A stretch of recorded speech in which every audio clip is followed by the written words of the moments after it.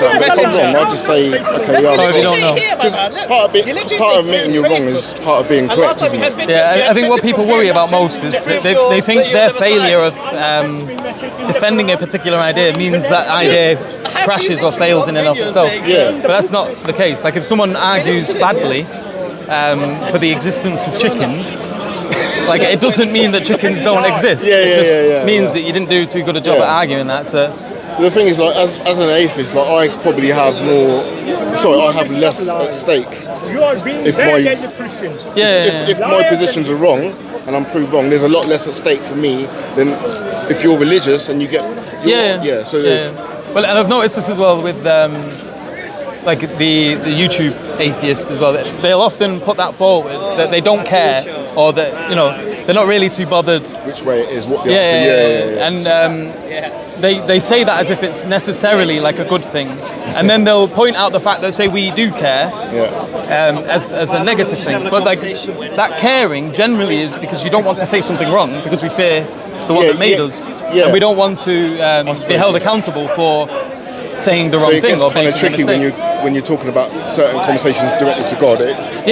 You have to kind of think about what you say ahead of time. Because if we attribute something wrong to God, then we're and you're live. Going to be held sometimes you're live on YouTube and some, you know what I mean. So you have to. It's going out publicly, on the internet. So you have to be careful. So because exactly. So if you say something wrong, people hear it and they see you as a source of an authority, and they adopt that. Then you're accruing bad deeds here. So this kind of thing, naturally, and I think quite rightfully as well, makes us anxious. And that's not necessarily a bad thing, especially if what we do believe is true. But the thing is, like, for theists, like, they seem to have a problem with atheists who say that they don't know an answer to a question, or like the thing about not knowing, and that seems to bug a lot of theists. Where I think it's part of being correct. Again, like where you admit your faults, admit you're wrong. That's part of being correct. But you also But there's a distinction between positive and negative knowledge. So there's positive knowledge where you're saying you know something, and then negative knowledge where you say you know you don't know something. Both of it is knowledge, and it's quite strange as well because when you go to uni, unconscious competence, I think they call it. Maybe. But when you admit that you don't know what you don't know. Say again? It's like I said to the Swansea lad earlier. If you had a mate, it was because of the sun. But the sun's gone now anyway. No, it's alright. I get it. So you deserve it. And you agree. But what was I saying? That doesn't mean. It's about to rain now, isn't it? But you're saying about like when we don't know what we don't know. Oh So so that would be negative knowledge, and it's funny because when you go to uni, people have it in their head that knowledge is only positive knowledge, and so they think they're going to go to uni just to accrue positive knowledge. What's an example of negative knowledge? Negative knowledge, I don't know what my sister's doing right now. But I know that I don't know what my sister's doing. So that's an example of negative knowledge. I thought you meant something that you don't know that you don't know. So like, if there's some another universe, that wouldn't be knowledge. Another universe somewhere, we don't know that. Yeah, but then you wouldn't even have that information at all, so it wouldn't be considered knowledge. True. When we're referencing knowledge, we're referencing that which the knower knows. Something that's justified in some way. And so there's positive things that I do know. For example, I know I'm existing and I'm having experiences of being stood next to Carlos. And we're having a conversation. I know I've got my glasses on. I know the weather's being a pain in the bum. So these things I know. And then there are things I know I don't know. So I don't. And like I know I don't know what's in your pocket. Right. And things like that. And what happens when you go to uni is you go there thinking you're just going to accrue positive knowledge. You're just going to learn things that you think you know. But then what happens is you also accrue a lot of negative knowledge, but people don't see it as knowledge, and they feel like they're just taking steps backwards. Because it's like, oh well, I thought I knew this, but I don't know. That's what happened when I started looking into philosophy. Well, this philosophy is the biggest culprit in this. That's why I said it's nihilistic, isn't it? You know what I mean? Yeah, exactly. And it's like a labyrinth. But people go in to study philosophy, and like you have these assumptions that you take for granted. And then philosophy's like, but why? Yeah, it just knocks your foundations. But why? Yeah, and then it's like, what about the external world? Well, it's obvious, isn't it? Kick a stone. It's like, well, no, not really. Yeah. But why? And then like it gets to a point where you have to concede some sort of basic belief.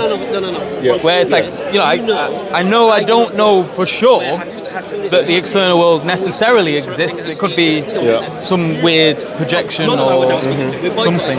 Yeah. But I've not got any reason to think that over just assuming that it's real or considering it a basic belief. Yeah. Like that it exists and I'm interacting with it. Accepting it's true, Which making it a basic belief, which is, and I wouldn't say it would be unreasonable to have that basic belief. That is, the belief that the external world does exist, and to interact with it as if it does. And I would say that it would be irrational to expect someone to have an argument, a syllogism, explaining why the external world exists in order to concede the belief or to hold or to consider themselves justified in order to believe. I would say that would be unreasonable because not everyone is clued, and it takes studying. You've got to like. Yeah. I mean, in most cases, like I leave it up to the experts to tell me what the case is. If I'm not willing to put the time into a specific subject, it's like my best friend. He's like. Well, so would you expect an expert to tell you the external world exists, or would you just whether or not there was an expert around? And how do you become an expert in deciding whether or not the external world exists? Well, I mean, obviously there's established science, isn't there? And then when it comes to matters of philosophy, I think that's a bit up for grabs.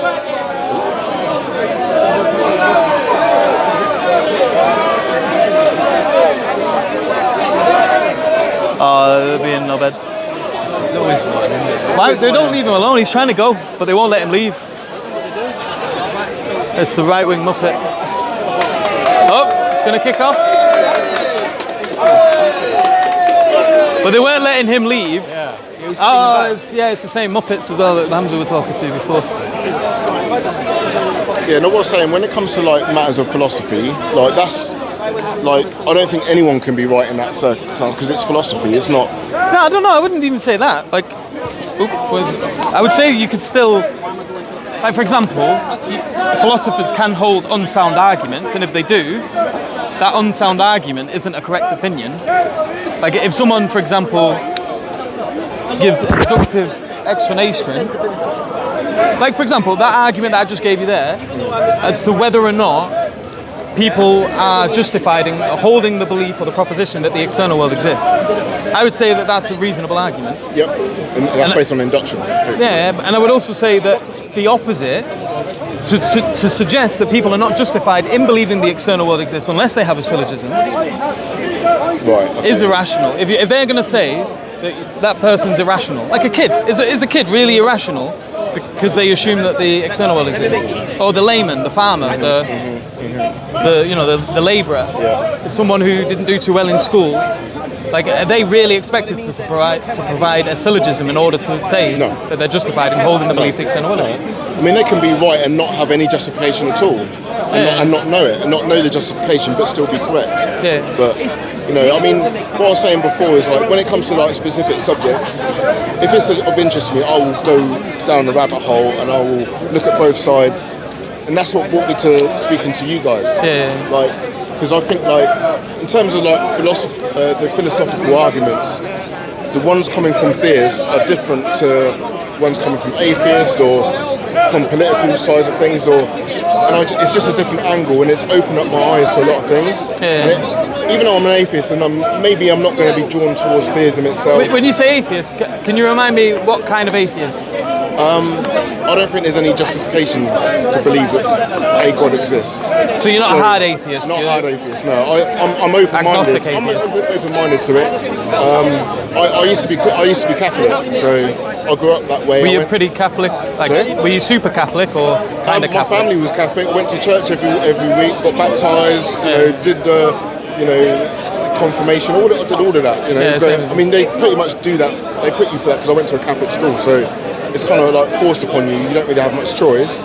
But when I got to a certain age, my mum said you can continue coming to church, or you can make your own decisions. She let me make that, and then I kind of went off the rails as a teenager. Yeah, see, this is the thing. Like, even that, I don't obviously it comes from a good place. Like there's this notion that we don't want to force things on people. But to be honest, I don't even think, like if you're a Catholic and if you do believe it's true, I would say that it's dangerous to sort of like allow that option, especially for a young testosterone-filled teenager. Because that's pretty much the majority of the time that's what happens. They go off the rail. They do a lot of things. They accrue a lot of stuff that they wouldn't necessarily have done had they not been given that option to. It's like Pinocchio. You know, Pleasure Island. You've always got those creepy little foxes on the corner of every street trying to beckon the kids, the naive, the young, to come and do stupid stuff under the guise of freedom. It's you can do what you want. But then when you are ignorant, you are naive, and you're filled with this notion, you've got to learn from your own mistakes, which I think is a load of crap as well. You don't. You can learn other people's mistakes. I don't need to become a heroin addict to figure out that being a heroin addict is a bad idea. Exactly. You can learn from the mistakes of others. Yeah, absolutely. And that's true. Yeah, but, I definitely did go off the rails when I was a kid. You know, I'm obviously a lot more mature now, but and I don't think it was because I decided not to continue following Catholicism. I just think it was my environment, because I grew up around quite a poor area. Same. You know, my best friend has been in and out of prison already. A lot of naughty people. I've been arrested before with him as well. And then if I continue hanging out with him, I'll probably been inside right now. Like, he's inside right now, do you know what I mean? And he's been in and out, and he's sort of in that cycle now. He can't really get out. If I'd followed that path, which I did start to, then I would have ended up there. But I think because, I don't know if it's because of the religion, because my parents are religious, but they're also very sensible people, and when I come home, they make sure I did my homework. Do you know what I mean? Make sure I was in at certain times. So I had kind of the best of both worlds. Even though I was living in a poor area and I was around drugs, I was around crime. I had best of both worlds, and I obviously didn't go the whole. A man on the edge of the two worlds. Yeah.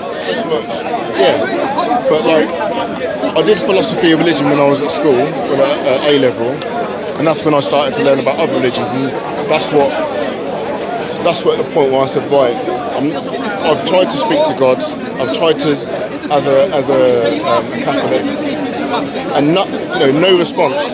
God's never spoken to me. I don't feel like I'm connecting to him when I'm praying.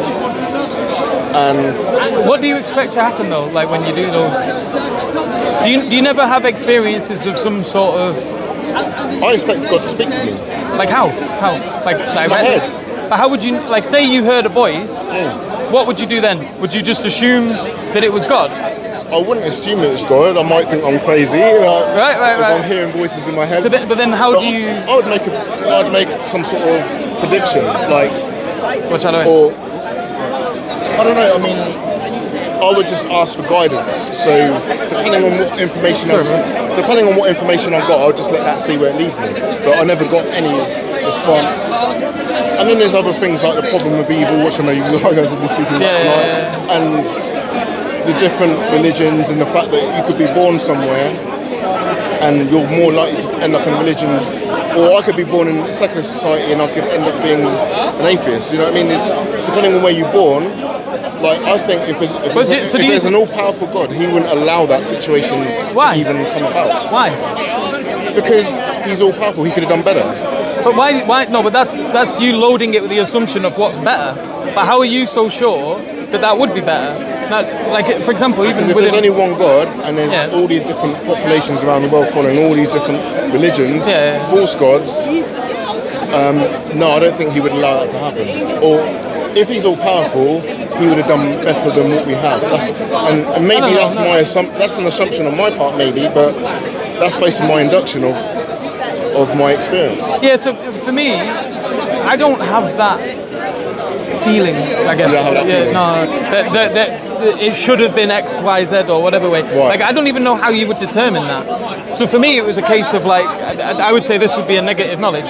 Like, how do you, as a finite little being stuck on this little planet, floating around wherever it's floating, figure out objectively what would be the better world? So we have our experience, we have induction, but then from a particular faith we have certain propositions and claims made by that specific faith. Now for me, I take that claim, I take those claims, and I see if it corresponds with reality. Like that's how I determine what's real and what's not, whether it corresponds with reality. Now the claims, if there's contradictions or there's something that doesn't align with what we experience in terms of reality, then I'm going to doubt those claims. And you would do the same if it was Christianity saying the Trinity. That Trinity, when you look at your experience and your induction, you infer with your finite self that God can't be three persons in one, or whatever Christians claim. But you're in the same position as I am. So we're doing the same activity, we're just coming from different angles. In my opinion, anyway. But then, what's the issue then with the multiple religions thing exactly? Like, why would God not allow that? Because according to Islam, he sent the Prophet Muhammad as a final message for mankind. People. But that didn't work. No, it didn't. No, but what makes you think it's not worked? It hasn't, because we've got all these separate religions. But is it supposed to happen straight away? Well, it was, 2,000 years ago? Yeah, no, 1,400. 2,000 was Jesus, But no, the thing is why would it have to necessarily... we've got to keep in mind, we've got this concept of the mukallaf, the legally responsible person. And there's a number of conditions, and this is accepted by the ulama, there's a number of conditions that a person must meet in order to be considered legally responsible. Now, if they don't meet those conditions, then Allah will deal with them independently. Right. They won't necessarily go through like for example, the Quraysh. They were around the Prophet Muhammad ﷺ. They were aware of him. They grew up with him. They were there when revelation was coming. They had no excuses. They were there when the miracles were being performed. Right. Obviously, there's controversy around these as well, but they were there. They were present. They had no excuse. They were considered mukallaf. Now, someone that lives in the Amazon jungle, who's never heard of Islam, never heard of the Prophet Muhammad ﷺ, he's like Allah says in the Quran, we do not punish until we have sent a messenger. And the ulama infer from this verse that the person who hasn't ever heard of it will be given a separate test. It doesn't mean they're guaranteed paradise, nor does it guarantee their health. We say Allah will deal with them independently, and He is the just, the most just, and He'll deal with them accordingly based on a separate test. An all-powerful God sent a messenger to provide a message. Yeah. If you hear the message, then you're locked into a contract. If you don't hear the message, you're not in that contract, is what you're saying. If you hear the message, you're of a reasonable mind, so you have the ability to reason. Yeah. It's the correct message, and you're an adult. So you have to have a number of conditions. Yeah. First, you've got to be old enough. Yeah. Second, you've got to have a sound mind. You're not suffering from mental illnesses. Yeah. You have to have received the revelation, and it has to be the right revelation. So, for example, if someone's just receiving nonsense revelation, and you got some next man coming up to them saying, Islam is, you worship a shoe, and someone's thinking, oh well, that don't make sense. Yeah. I'm rejecting Islam, and they've been told that's what Islam is. Yeah. Then they can't be said to have rejected Islam, because all that's happened is you've got this concept, and this title Islam has been attached to it. Mm-hmm. And then you might be able to say, well, this person said he's rejected Islam, but when you question him on it, he thinks Islam is when you worship a shoe. Imagine all those millions of people in the West who saw all that ISIS stuff happening. Right? As soon as they seen that, they must have made their mind up. Okay, I'm not going to explore Islam any further. Yeah, and because that's what Islam they're getting it off already. Yeah. Now, would they be judged based on that or something else? That's where the I mean, no one can ever say how God will judge. And that's potentially millions of people who are in that state. So that isn't to say they won't go to the hellfire. It's to say that we don't know. And Allah is the one who will decide. And we can't make any particular thing. Yeah, I appreciate that. We can talk about the general category of disbelief, but who falls under that category? Allahu Alam. I have no idea. There's the hadith of the murderer, and there's no evidence in the hadith that he took his shahada. There's no evidence that he explicitly expressed his belief. And he had no knowledge. He didn't know anything about anything. It was intention. And the first hadith in Sahih Bukhari is about intention. People will be judged according to their intentions. And this murderer, he was on his way. He sincerely wanted to change. He wanted to become a different person. And he was looking for somewhere. First person he came across said, "Oh, you've got no chance." And what happened there is he judged the man based on what was apparent, but it wasn't the destiny of the man. He was destined for paradise, but he didn't know. Right. And then he found another man, and the man said, go to the next town. And so he went there, and on his way, he died. And he went to paradise anyway. So, but if you were judging him based on what was apparent, you would say, look, he's a non-believer. You would think that he's going to go to Yeah, hell. he did this, he did that. But there was something else going on in the unseen, which Islam constantly talks about. Allah is the only one who knows about the unseen. We see people, and we do our best to judge based on what's apparent. You know, if someone's shouting, I'm a disbeliever, I'm not going to bury him as a Muslim. Because, you know, I'm basing it on what's apparent. But that doesn't mean that I understand what's happening clicking on in the unseen. And so this notion of, oh, well, there's different religions, blah, blah, blah, blah, blah, that doesn't present a problem for me at all. Because Allah can judge people independently based on the context, the circumstances that they find themselves in. It's just like I said before, where we got our experience and what we see, and then we've got the claims, and we see if the claims align with reality. When the claim is that an all-powerful God sent Prophet Muhammad as a messenger to all people, obviously there's people in the future that won't receive that message directly from him, and the method that's being provided is completely it's indistinguishable from being a completely man-made thing.